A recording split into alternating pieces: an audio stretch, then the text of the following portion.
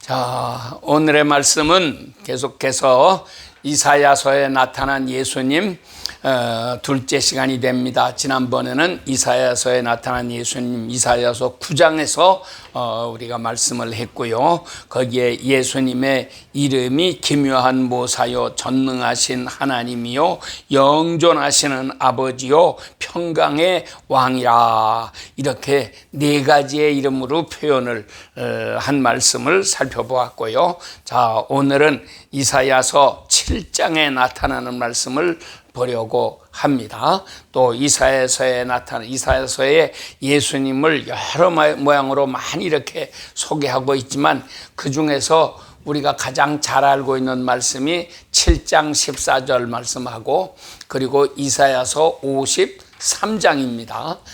그런 가운데 오늘은 이사야서 7장 14절의 말씀입니다. 곧 무슨 말씀입니까? 보라, 처녀가 잉태하여 아들을 낳을 것이요 그의 이름을 임마누엘이라 하리라. 이런 예언의 말씀이죠. 자, 이 말씀이 마태복음 1장에 이렇게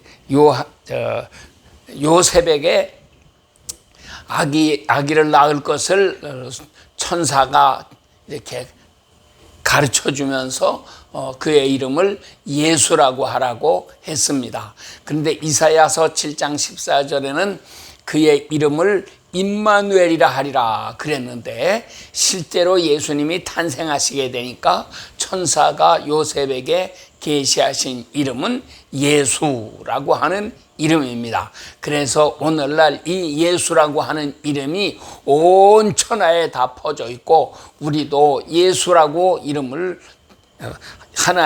그 예수님을 우리가 부르고 이렇게 찬양하는 것입니다. 그래서 교회도 다 예수님의 교회입니다. 기도해도 예수님의 이름으로 기도합니다. 그리고 많은 크리스찬들의 구호가 오직 예수밖에는 없네. 이 찬송을 우리가 소리 높여 부르면서 주님을 섬기고 있는 것입니다. 자, 그러면 우리가 이 말씀을 통해서 이 임마누엘이라고 하는 이 말씀의 의미를 생각해 보는 그런 시간을 가져야지 하겠습니다. 하나님께서 우리에게 하나님의 아들의 이름을, 메시아의 이름을 계시해 주시는데 그의 이름이 임마누엘이다. 그게 무슨 뜻이죠? 하나님이 우리와 함께 계신다, 그런 뜻이에요. 그러면 천사는 요셉에게 아들을 낳으리니 그의 이름을 예수라 하라, 이렇게 말씀을 했어요. 그 예수라는 말은 구원이라는 말이죠. 여호와는 구원이시다, 이제 이런 뜻인데, 하나님은 구원이시다. 그 구원이라고 하는 그 이름을 예수님이 가지고 태어나셨어요. 그러면 예수님의 구원은 어떤 구원이냐?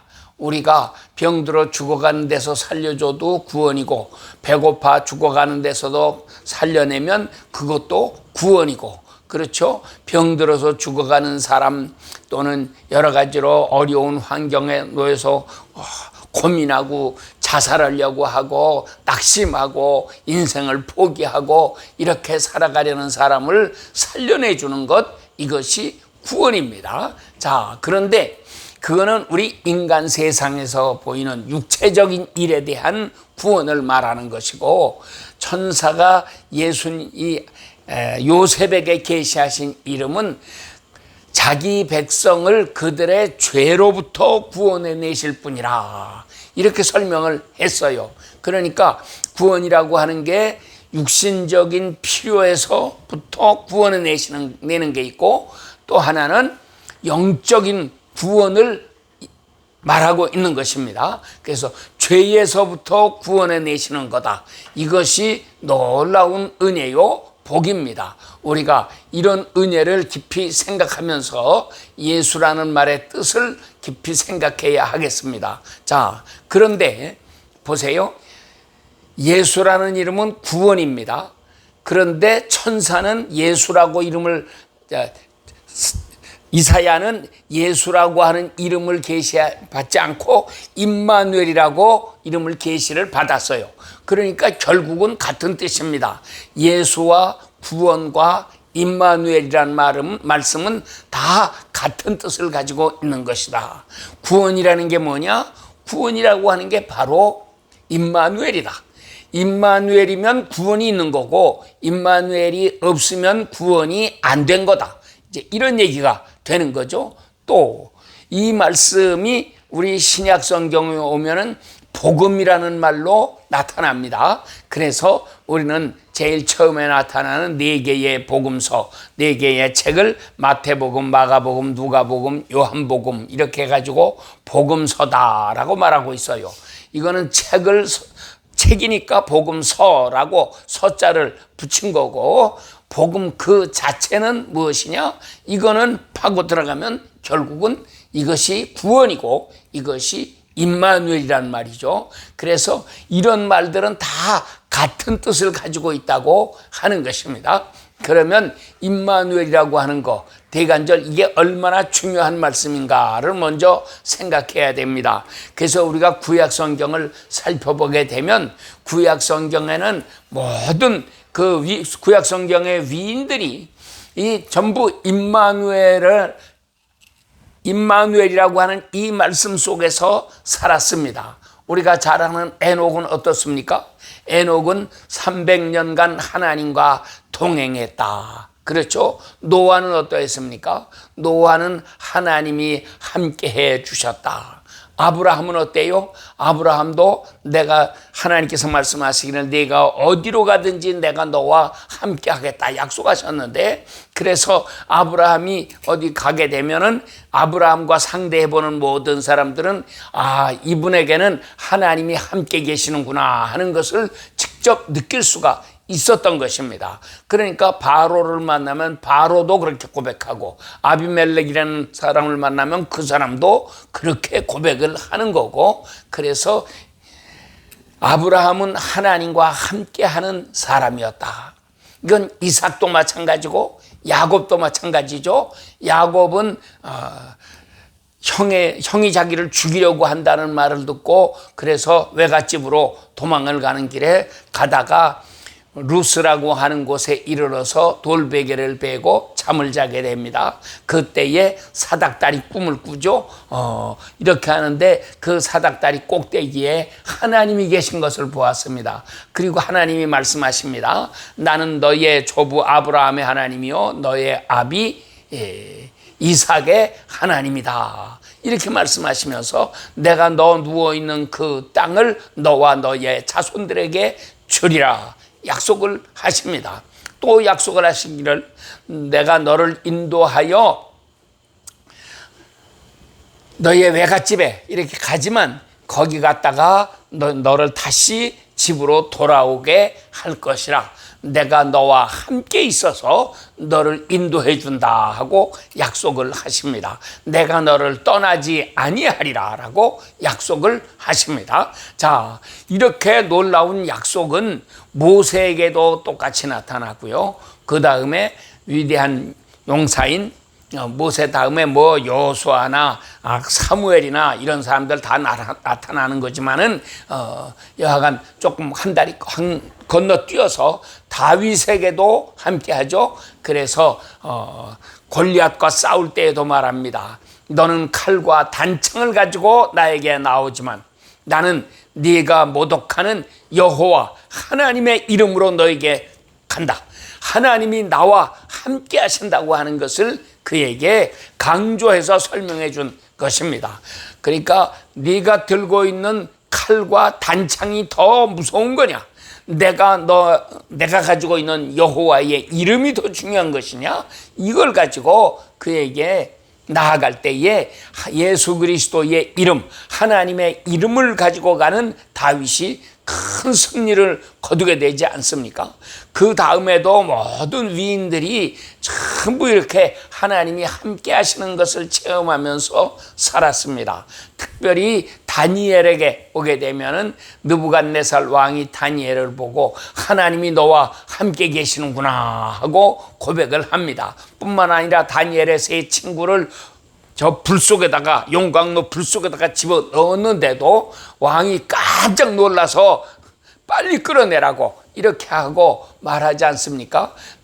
너희 3명만 집어 넣었는데 넷째 하나님의 아들 같으니까 너희와 함께 하고 있더라. 머리털 하나도 그래서 그슬리지 아니하고 그래서 감쪽같이 이렇게 살아날 수가 있었습니다. 하나님이 함께 하시면 놀라운 일들이 일어납니다. 자, 그래서 이제 우리가 그 다음에 생각해야 될 것은, 우리 신약 성경에는 그러면 예수님이 임마누엘로 오셨는데, 마태복음 1장에는 임마누엘로 오셨는데, 그러면 그 예수님이 어떻게 말씀하시고 어떻게 사셨는가? 예수님은 시종 아버지가 나와 함께 하신다 하는 것을 제자들에게 자꾸 가르치셨어요. 이렇게 하시고 마지막에는 우리가 잘 아는 마태복음 28장 20절, 마태복음의 마지막 절은 어떻게 되어 있습니까? 예수님께서 제자들에게 명령을 하십니다. 너희는 모든 족속에게 가서 아버지와 아들과 성령의 이름으로 세례를 베풀고 내가 너희에게 분부한 모든 것을 가르쳐서 지키게 해라 하시고, 그 다음 약속하시기를, 보라 내가 세상 끝날까지 너희와 항상 함께 있으리라, 이렇게 약속을 하십니다. 자, 그래서 우리가 이 말씀을 통해서 예수님이 우리와 함께 하신다는 것이 얼마나 큰 복인가를 깨달아야 합니다. 예수님이 이렇게 하나님이 우리와 함께 하시면 그것이 신약에 오면 예수님이 우리와 함께 하신다는 말씀이 되는 건데, 이때에 어떤 좋은 일들이 일어나느냐? 여러분, 어떤 일이 일어납니까? 첫째로 나타나는 것은, 하나님이 나와 함께 하시면 첫째는 나에게 근심 걱정이 없다. 오늘날 세상 사람들에게 가장 큰 근심 걱정이 뭡니까? 먹을 거, 마실 거, 입을 거, 의식주 문제에서부터 이게 시작이 되죠. 그리고 질병이 창궐합니다. 전쟁이 끊임없이 일어납니다. 화산이 터집니다. 지진이 일어납니다. 지금 일본을 보세요. 얼마나 난립니까? 또 중국을 보세요. 얼마나 천재지변이 심합니까? 막 폭우, 태풍이 붑니다. 폭우가 쏟아집니다. 그래서 물이 넘쳐납니다. 홍수가 나서 막 다 휩쓸려 갑니다. 이런 속에서 졸지에 부모를 잃어버리기도 하고 자식들을 잃어버리기도 하고 인생이 나락으로 떨어져 버리는 이 엄청난 불행이 지금도 세상 곳곳에서 일어나고 있고, 우크라이나의 전쟁은 지금 3년이 넘도록 아직도 끝나지 못하고 있고, 이렇게 많은 사람들이 죽어갑니다. 이렇게 죽어가면 나라의 경제적인 일꾼들이 줄어들어서 경제적으로 어려워지고, 다 파괴가 됐으니까 그거를 복구해내는 게 힘들고, 그런 것뿐만이 아니라 남자들이 전쟁터에 가서 죽으면 여자들이, 과부들이 많이 생기죠. 자, 이렇게 돼가지고 나라가 어려워지고 대통령이 나라를 다스리기가 정말 어려운 그런 상태에 놓이게 되는 것입니다. 자, 이것이, 그런데 우리가 예수님을 잘 섬기고 주님이 나와 함께하는 이런 사람이 되면 어마어마한 우리가 복을 받게 되고, 그래서 우리는 평안하게 살아갈 수가 있다고 하는 것입니다. 특별히 이 마지막 때 예수님께서 경고하셨어요. 마지막 때는 어떤 일이 일어나느냐? 거짓 선지자들이 많이 일어난다. 이걸 제일 첫째로 경고하셨고요. 둘째는 처처의 기근이 일어난다. 기근을 말씀하셨고, 전쟁이 일어난다고 말씀하셨고, 질병이 창궐해질 거를 말씀하셨고요. 자, 이런 불행한 일들이 이 마지막 때에는 가득하게 일어납니다. 오늘날 보세요. 저 구라파는 요즘은 찜통 더위 때문에 더워서 난리라고 합니다. 자, 이렇게 기후변화, 그래서 날씨가 너무 더워집니다. 겨울에는 너무 추워집니다. 이렇게 해서 가난하고 어려운 사람들은 추워서 죽는 사람, 더워서 죽는 사람 수도 없이 많아요. 이 러시아 같은 땅은 추운 곳이라고만 우리가 아는데 여름철에는 더워서 그래서 죽은 사람이 또 많이 생긴다고 하는 거죠. 또 제가 저 파라과이를 여러 번 갔다 왔지만은 파라과이에 갔더니 이 사람들이 여름철에도 얼어 죽은 사람들이 많이 있대요. 그래서 얼어 죽었다는 건 말도 안 되는 소리인데 그게 무슨 소리냐 했더니 이렇게 날씨가 갑자기 추워지니까 그래서 거기에 적응을 하지 못하고 그래서 이렇게 죽는 사람들이 많이 생겼다고 하는 것입니다. 이게 마지막 때에 하나님을 버린 인류에게 쏟아지는 무시무시한 재앙들입니다. 이런 재앙 속에서 우리가 정말 하나님 잘 섬기는 아름다운 믿음의 사람으로 새롭게 변화받는 이런 역사가 일어나야지만 하는 것입니다. 자, 그래서 우리가 임마누엘 이 말씀은 첫째는 우리는 근심 걱정 없이 평안히 살아갈 수 있게 만들어 주신다. 이것이 첫째 유익이죠. 자, 그런데 둘째 유익은 뭡니까? 우리가 죄를 지을 수가 없게 된다. 이것이 둘째 유익이에요. 하나님이 나와 함께 하시는데 그러면 우리가 그거를 느끼지 않습니까? 그래서 하나님이 나를 지켜보고 계시는 거예요. 이렇게 보고 계신다고 하면 우리가 어떻게 되겠어요? 우리가 어떻게 나쁜 짓을 합니까? 나쁜 짓 하는 거는 아무도 보는 사람이 없으니까 나쁜 짓을 하는 거지. 하나님이 누가 사람이 지켜봐도 우리 나쁜 짓을 못 하는데 하물며 하나님이 딱 지켜보고 계시는데 어떻게 나쁜 짓을 하겠습니까? 더구나 나쁜 생각도 못 하는 거죠. 나쁜 생각만 먹어도 금방 양심에 찔림이 오고 예수님의 책망이 쏟아질 수 있고 하니까 인간은 나쁜 생각조차도 하지 못합니다. 그래서 나쁜 짓을 하지 못한다, 죄를 짓지 못한다. 그런데 거기서 끝나는 게 아니죠. 그러면 주님과 함께하고 있으면 자꾸 주님을 닮아가는 사람이 되는 거죠. 그래서 자녀들이 부모를 닮는 건 본래부터 부모의 유전자를 받았으니까 닮아가는 것도 있지만 동시에 그 부모 밑에서 늘 부모의 말을 듣고 행동을 보고 그가 살아가는 방식을 다 보면서 자기도 모르게 부모를 존경하는 가운데서 따라가게 되니까 역시 그렇게 되는 것입니다.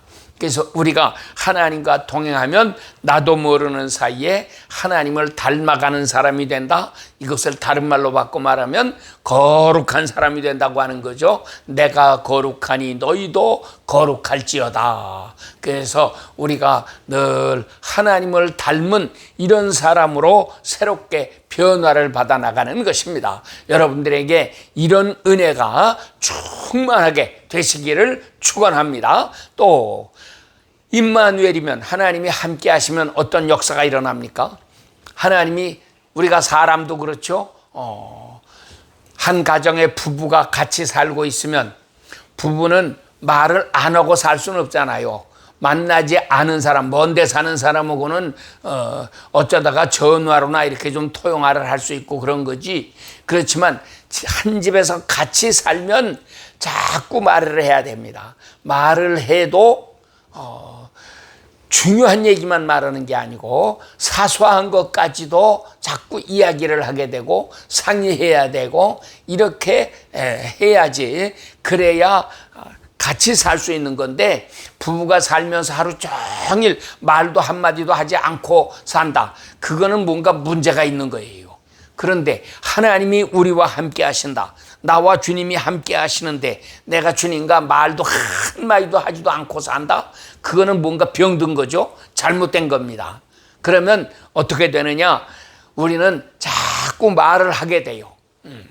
물론 쓸데없는 소리 하면은 안 되겠죠. 말을 이렇게 좀 상대하기가 쉬운 사람들, 큰 부담이 없는 사람들에게는 농담도 잘하고 헛소리도 잘하고 그저 별로 의미 없는 소리 이렇게 그런 소리도 많이 하고 막 이렇게 살지만, 이렇게 훌륭한 분을 모시고 살면, 귀한 분을 모시고 살면 우리가 함부로 말을 못합니다. 그런데 그런 분들이 있으면 우리는 꼭 물어보고 싶은 말씀, 중요한 말씀을 물어보게 되지 않습니까? 어떤 모임에서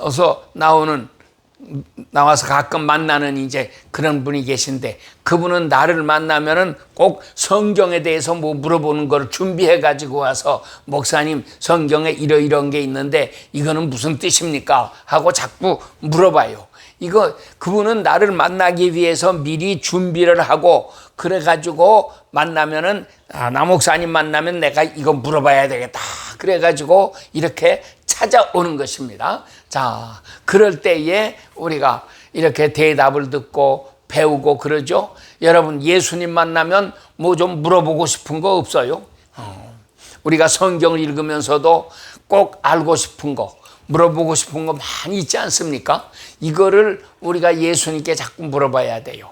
그런데 그거는, 성경을 물어보는 거는 상당히 전문적인 얘기고, 우리 일상생활에 있어서도 이렇게 해야 될까 저렇게 해야 될까, 이거 사소한 문제까지 전부 주님께 여쭤봐야 됩니다. 하루하루 생활해 나가는데 가정의 문제, 직장의 문제 얼마나 많아요. 특별히 자녀들을 기르는 문제, 이런 문제에 있어서까지도 우리가 주님께 자꾸 여쭤보고 무엇이든지 주님의 뜻대로 살아가야 되지 않아요? 그래서 마태복음 5장, 6장, 7장 우리 산상수훈이다, 산상보훈이다 하는 이 산상설교의 결론 부분은 그겁니다. 7장 21절에 나더러 주여 주여 하는 자마다 다 천국에 들어갈 것이 아니요 다만 하늘에 계신 내 아버지의 뜻대로 행하는 자라야 들어가리라. 이렇게 무서운 말씀을 하셨어요.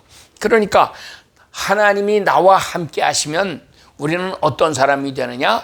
하나님께 뭔가 자꾸 여쭤봐야 돼요. 하나님의 뜻이 무엇인지, 내가 이렇게 하는 게 과연 옳은 건지 그런 건지, 또 어려운 문제를 닥쳤을 때에 내가 이렇게 해야 되는 건지 저렇게 해야 되는 건지, 이렇게 하나님께 자꾸 여쭈면서 하나님을 의지하면서 살아가는 사람이 돼야 하는 것인데, 이렇게 함으로 우리들 자신이 거룩하게 될 뿐 아니라 우리들이 기도하는 사람으로 변화를 받는다. 그래서 여러분, 기도를 열심히 하는 사람들이 되어야 하겠습니다. 그래야 주님이 우리와 함께 하십니다. 기도하지 않으면 주님도 우리와 함께 하실 수가 없어요. 나한테 말 한마디도 안 하는구나, 아이고 재미없어서 나 너하고 같이 못 있겠다 하고 주님이 떠나가 버리시면 어떻게 하실 겁니까? 그러니까 우리가 주님께 늘 말씀을 하고 뭔가를 물어보고 배우고 가르치고 이거 잘 해야 돼요.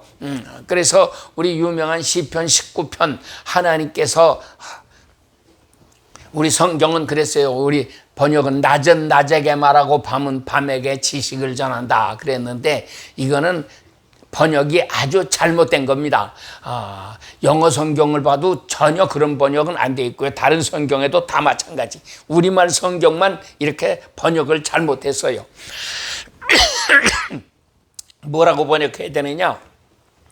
낮마다 말씀하시고 밤마다 지식을 전하신다. 낮은 낮에게 말하는 게 아니고 밤이 밤에게 지식을 전하는 게 아니라, 낮에는 계속해서 하나님께서 말씀하시고 밤에는 우리에게 계속해서 지식을 전해주시고, 하나님은 우리에게 끊임없이 말씀을 하십니다. 그래서 우리가 하나님 말씀을 잘 듣는 사람들이 돼야 하는 거예요. 이렇게 듣고, 그러니까 또 나도 자꾸 질문하고, 이렇게 해서 우리의 지식이 자라가고 우리의 말씀이 변화되고 해야 되는데, 주님과의 이런 깊은 교통이 없으면 어떻게 되느냐? 목사에게 그런 교통이 없으면 설교를, 인간의 소리를 가지고 설교라고 이게 하나님 말씀이다 그러고 포장해 가지고 전해요. 엉뚱한 소리 전하는 사람이 됩니다. 신자들이 기도를 안 하면 어떻게 되느냐? 그러니까 하나님이 함께 하신다는 걸 모르니까 다 자기 생각을 가지고 무슨 일을 하려고 합니다. 교회도 잘못된 교회는 아무리 사람이 많이 모인다고 할지라도 정말 하나님의 뜻을 찾는 교회가 있고 인간의 뜻으로 하는 교회가 있습니다. 미국 교회들은 일반적으로 회의를 많이 합니다. 그런데 회의를 많이 해도 하나님의 뜻이 무엇인지를 알아가지고 이 회의 전체의 분위기를 자꾸 그쪽으로 이렇게 몰고 가면 참 좋은데 오히려 그렇지 못한 게 훨씬 많죠. 회의를 한다고 하면서 자꾸 인간의 생각들이 많이 나오고 그래가지고 하나님의 뜻은 배반하고 인간의 생각으로 끌려가는 일들이 너무나 많습니다. 쉬운 예를 들어서 동성애 문제를 가지고 교회에서 회의를 한다. 그러면 사람들은 이 사회 통념상 뭐 어쩌고저쩌고 해가면서 이 교회의 회의를 동성애를 찬성하는 쪽으로 이렇게 끌고 가요. 근데 그거는 하나님의 뜻과는 정 반대가 되는 거 아닙니까? 그런데 하나님이 정말 함께 하시는 그런 사람이라면 하나님의 뜻을 찾고 하나님의 뜻을 이 땅에서 이루어 나가는 그런 사람, 그런 교회로 변화를 받아야지만 하는 것입니다. 자, 넷째로 하나님이 함께 하시면 어떤 중요한 역사가 일어나느냐. 그것은 주님이 가시는 곳 어디든지 나도 같이 가는 거 아닙니까? 하나님께서 아브라함이나 이삭이나 야곱에게 똑같이 말씀하셨어요. 네가 어디로 가든지 내가 너와 함께한다. 다윗의 시편 23편 하나님께서 나를 인도하시는데 푸른 초장으로 맑은 시냇가로만 인도하시는 게 아니고 종종 사망의 음침한 골짜기로도 인도하신다. 그렇지만 나는 주님이 인도하시는 곳이라면 어디든지 주님을 따라가겠습니다. 이것이 우리 성경이 말하는 참된 신앙의 모습입니다. 그래서 우리가 어디까지 따라가느냐? 이 세상에서는 고난의 길을 따라갑니다. 하나님은 우리를 사망의 음침한 골짜기로 인도하십니다. 고난 속에다 집어 던져 넣으십니다. 그래서 고난을 받게 하십니다. 이렇게 하면서 더욱 주님만을 의지하게 되고 더욱 기도에 힘쓰는 사람이 되고 더욱 하나님의 뜻이 무엇인가를 찾는 사람이 되고 이렇게 만드셔서 종래에 어디에 갑니까? 우리는 천국에 이룰 수 있는 사람이 되게 하신다. 그런데 정말 이렇게 주님이 함께 하시지 않게 함께 하는 사람이 되지 않으면 우리는 천국에 가지 못하고 좋을 때만 주님 따라가는 것 같이 이 세상에서 살다가 정작 어려운 일이 있으면 다 걷어쳐버리고 그리고 죄악 가운데 빠져서 이렇게 악을 행하고 인간의 생각으로 살아가다가 결국은 큰 불행의 자리에 떨어지고야 마는 것입니다. 여러분, 오늘 이 임마누엘이라고 하는 말씀을 다시금 마음에 잘 새기면서 우리가 하나님 앞에서 더 아름답고 진실하게 살아가는 새 역사를 이루어야지만 하겠습니다. 아멘. 기도하겠습니다.